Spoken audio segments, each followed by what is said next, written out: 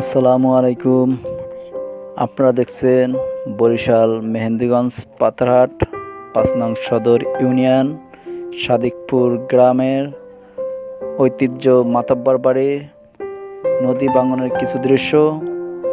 ৩০-৪০টি ঘর চলে গেছে, বাকি কিছু ঘর আছে, তাও নদীপথে বিলীন হয়ে যাওয়ার পথে।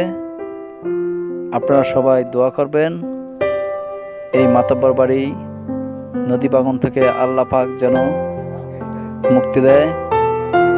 সবাই আমাদের জন্য দোয়া করবেন। আসসালামু আলাইকুম।